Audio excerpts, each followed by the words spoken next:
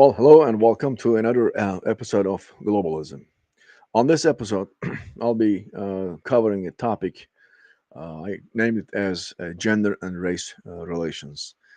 Um, those of you who happen to maybe kind of stumble upon, one of those globalism, the videos that I made, I'm going kind of in episodes, and on each episode, I'm trying to cover different topics from race relations, race and gender relations, to the gun rights, economics, immigration, illegal immigration, particularly last the current topic of the nation, and all those. So right now, I decided to basically dedicate this episode primarily and exclusively to gender and race relations. So what is it that I wanna talk about, and how is it that I'm gonna tie it and link it to globalist ideology? I call it ideology because I see it at the end of the day, globalism is is a matter of ideology. It is way beyond economic structure. I want to be kind of more open about that. In my day, when I was in graduate school, in economics department graduate school, uh, the globalist, the word, the the definition of globalism to me was nothing but purely economic phenomena, an economic entity, and it was a only direction the world was going to. It was a good thing. It was a wonderful, beautiful thing. And international trade, international relations, the globalized marketplace. It was functioning as one common marketplace almost, and the efficiencies that was created by bringing all these resources, economic resources, together under the banner of globalism, to me was actually a very positive thing. That was we're talking about a long time ago. Unfortunately, years passed, and I kind of grew more and more, noticing and witnessing and understanding that globalism was way more than economic concept. Just like the European Union started as European Economic Community, which was established as an economic entity, but today European Union is way beyond that. It's also just like globalism in ideology in and of itself. Globalism is not any different than that. The what to me what made me wonder, and what bothers me and still bothers me, what bothered me and still bothers me is globalism as an ideology, the way it is presented and what actually it is. There's quite a bit of difference. What it says, what it shows, what it tells people, the way it presents itself in many different ways, and what it actually is are two entirely different things. So that's why I call that globalist ideology, which is an elitist ideology. So how am I gonna let's delve into the gender and race relations. Let's start with the gender part of it. If you look at today and compare to, let's say, 20 years ago, not too long, 15 to 20 years ago, and come today, come in fast forward, you're gonna see a lot more um, young boys and girls as young as, you know preliminary school, the grade school level. They're talking about their the way they identify themselves sexually, the gender wise, right? And they're asking these kids whether, let's say, if it's a boy, how do you feel yourself? How do you perceive yourself? Do you perceive yourself as a boy, or are you seeing yourself as a girl? Or would you be more comfortable if you wore a girl today? And then they're even asking them and talking about, giving them a right to change their gender based on how they feel, how they perceive themselves. It is very interesting that I saw a video. They were asking woke people whether A little kid, boy or girl, let's say grade school age, should they be asked to have some permanent tattoos on their bodies? And these people, and they were all woke, were saying, no, it's not a good idea because a little kid at that age is not mature enough to know that, to make that decision because most likely he or she, uh, a few years later, will be upset, will be kind of regretting the decision that he or she made at that early age about the permanent tattoos on their body. And then they were asking the very same people in the very same session that, do you think little boys and girls would be should be able to make a permanent change for their gender at that age, grade school level?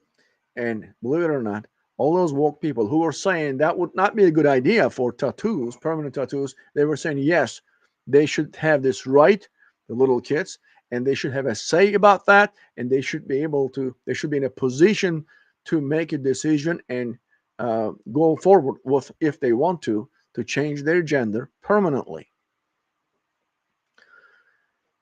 To me, I don't know, I cannot fathom that. I cannot fathom that. I'm not going to be able to explain this incredible, what do you call it, hypocrisy or whatever. I don't know. I cannot explain that. I cannot find a good descriptive words to be able to explain the situation. So now let's look at what's happening today, and there's a lot more boys or girls, a lot more kids are talking about that they're not comfortable with their gender that they were born with, and then they're saying, I want to change my gender, I want to change my sex, I want to have a permanent medical, I want to go through the medical procedure that would permanently change and alter my sexuality. If you go back 20 years ago, you weren't even hearing anything like this. Maybe extremely few, extremely few. I'm not saying this was not the case, that some kids were actually perceiving themselves, some boys or girls or boys. Yes, it was the case, but if you look at the number of cases today, it's skyrocketed. It's not even comparable with the figures. If you could have a chance to kind of analyze 20 years ago, it was not even a trend. It was just a one of a kind thing, extremely far and few between. Today, it's almost like a trend. So, my question is, what's causing this? What caused that? What happened in those 15, 20 years? That children, a lot more children, I don't know the percentage increase, but several hundred folds, if not several thousand folds, that today they're coming forward and saying, I'm going to change my gender. It's simply because, in my opinion, globalist culture is imposing those values and confusing those little children and artificially creating this kind of trend. This is not the real situation. The kids at that age are probably thinking this is like a game. They don't understand the long-term consequences of having altering their gender, their sexuality permanently, and most likely so many of them, super high percentage of them, will be extremely upset and depressed about the decisions that they made when they were in a grade school, and their parents and nobody, no adult was in the process to intervene with this, because they were solely responsible with their decisions, because they were asked. They could change they could have a medical procedural medical change for their sexuality and gender. This is, again, I use the term artificial. This was artificially created by the globalist culture. But why? What is the long-term goal that globalist culture, the woke culture, or I should maybe say like this: globalist plans work with the woke culture in the society perfectly. So the woke culture is resonating the globalist values, carrying forward in helping people, kind of convincing people to accept what the globalist ideas ideologies are trying to impose on people. That's how I see the woke culture. So, what is the final goal? What is the final goal that the globalists are actually trying to accomplish? Globalists is trying to accomplish the unified world, unified humanity.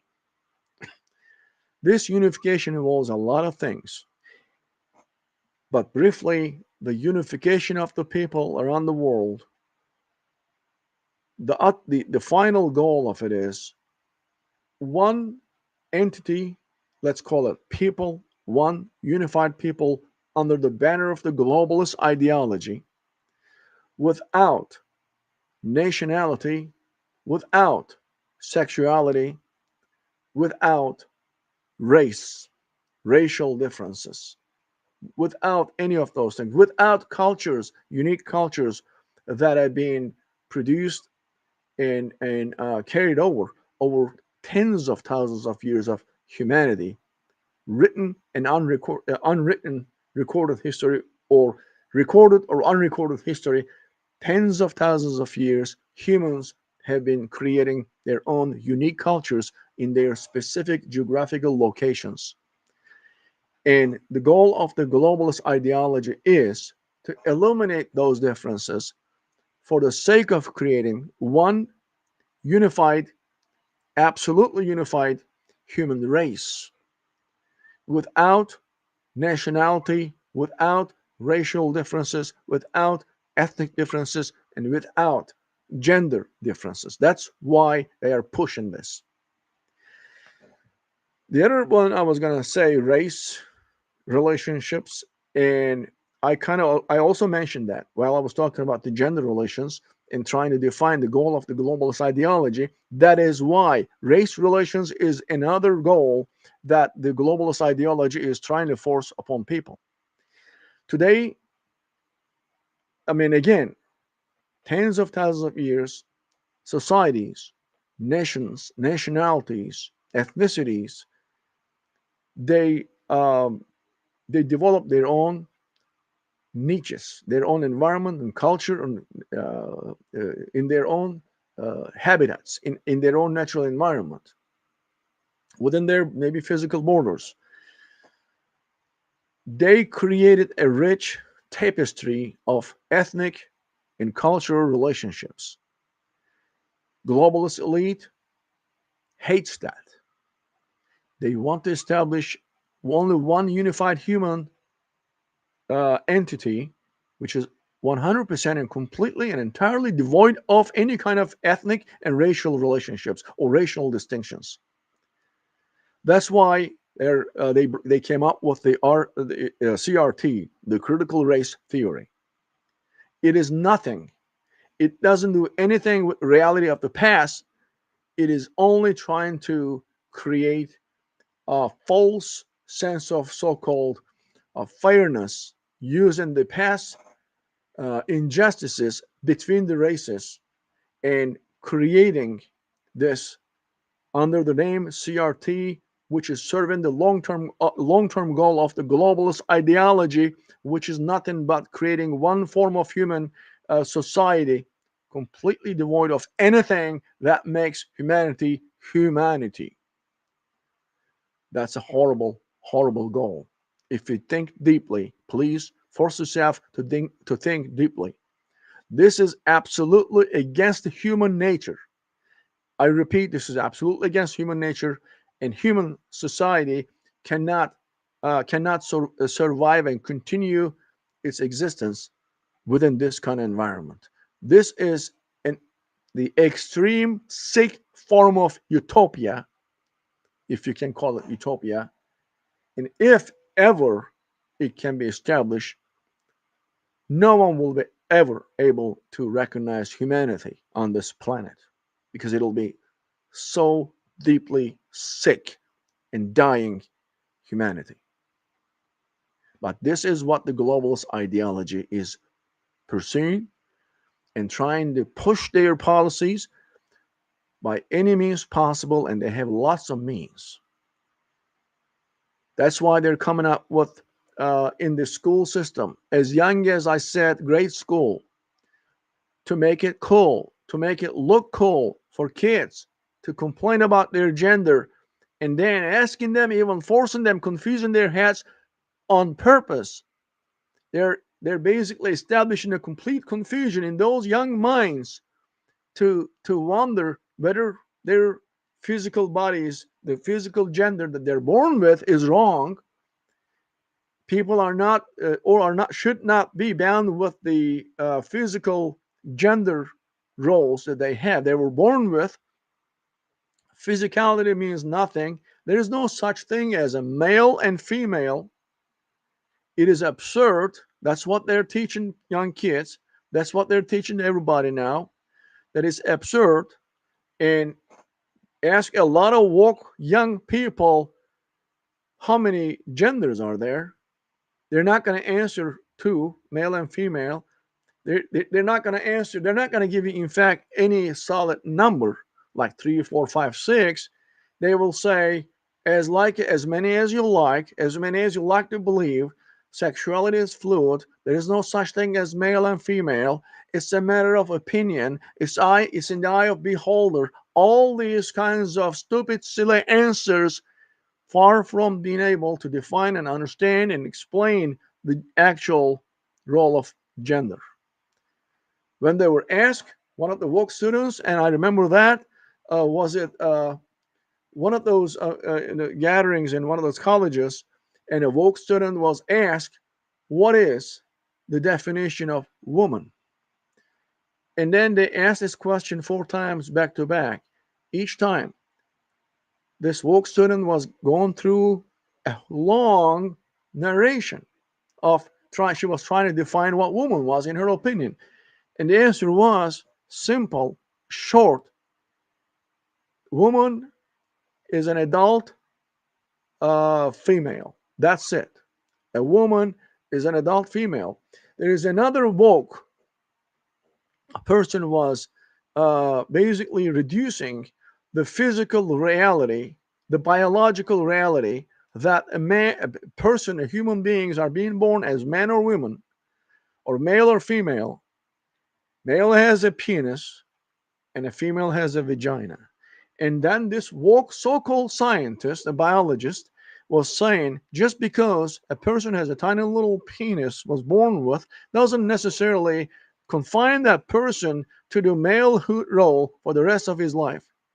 As if there is not much different between male and female, where science tells us clearly the male and female overall, not only physical, not only biological, entire spiritual, uh, in every possible sense that makes a human human, are two different structures. One is not an extension of the other one, but they are complementary. That's why there is only two genders. It is called male and it's called female. And therefore, the sanctity of the institution called marriage is supposed to be between those two genders, between men and woman only. Anything else that they're doing, then they're marrying two women or two men. They're just games. They're playing games with those time-honored institutions. What I just called this, they're playing, and actually they're defiling the sanctity of marital institution. The marital institution, the most important function of that relationship, the marriage, is to raise a family, to raise the next generation, to continue the generation. And they are, by all means, defiling this very important, significant institution, the family. They're defiling it. They're playing with its, what I'm going to say, factory settings. It's super dangerous. But yes, that's what the globalist ideology is doing. That's how they're playing with the society. And their goal is to eliminate the family structure, to eliminate the racial definitions, ethnic lines between people, to eliminate gender lines between people, to create a person, an individual, without almost sexuality or gender definitions. Eventually, the foremost and utter goal of the globalist ideology is to create a planet with human beings spread around as one and only one entity, and all can be manipulated just like uh, the nodes in a network in the master system. Let's call it kind of like in artificial intelligence computer terms. Imagine a network comprised of billions of people, but all have the same characteristics in every possible way you can imagine. And the globalist ideology sitting at the center of the system and controlling it, the mastermind, in whatever changes and manipulations that they want to do, they want to apply, once they push the button, once they run the code, it will be immediately applicable to the rest of the world equally, because the rest of the world would be almost one same entity without any of those delineations that we know today as race, ethnicity, nationality, culture, gender, sex. That's what they are going after. That's why they came up with, under the names and banners, a more innocent looking banner names such as European Union. It was European Economic Union. No, it's not economic union. Such as globalism. It came on and presented itself as an economic establishment which was going to be creating efficiencies and which was going to lift hundreds of millions of people out of poverty. But that's not what it is. What it is nothing but this horrible system. And the famous book 1984, George Orwell was super right in his depictions and definitions and about the future society. That's what they're going after. Only and only one very small elite people who think themselves, and in fact who perceive themselves, and I'm not making an analogy here, I am being goddamn serious. They are seeing themselves and perceiving themselves as absolute gods. They have the power and authority all on the rest of the people on this planet. They do not believe in the God in the sense that the many religious people believe and understand. They do not believe in creation. They do not believe in nationality. They do not believe in values and morality. They don't share anything with the rest of the world. They see themselves as gods who have absolute power on everybody on this planet, and then they will gradually push their agenda every year, every decade, to the point eventually they will establish to create this one unified humanity where everybody will be their property. Little nodes in a network system, the term in the computer term node, in a network system, which will be managed by software. The mastermind is that elite because they treat people and they see people as not having any brains. They don't even deserve to make decisions themselves. They have to make all the decisions for these people, and they will rule the world. That's why also the climate change, same thing. They believe that people are causing that, and they're coming up with a lot of recommendations, so to speak. if you look at the globalist ideology, and if you try to understand what it is that it's trying to accomplish and achieve in the very long term, all these things you're going to see are coming together and completing the puzzle. All these all these stones will be falling into their right places and will complete the puzzle. Everything from the illegal immigration to disrupt the social structures in those nations, currently in the Western developed nations, by removing the nationality and nationalistic concepts, the concept of the flag, the nation, love for your country, fighting for your nation. All these are to be ridiculed. Gender and race relationships, creating a chaos, complete chaos. Hence, do not forget that BLM is part of this movement, just like critical race theory, CRT, is part of this movement, just like the LGBTQ and a bunch of other letters and plus plus is part of this movement. The globalist ideology, which is nothing but the perfect depiction of what George Orwell said in his book, 1984. Thank you very much for watching my video. I'll see you at another episode. Take care and stay safe.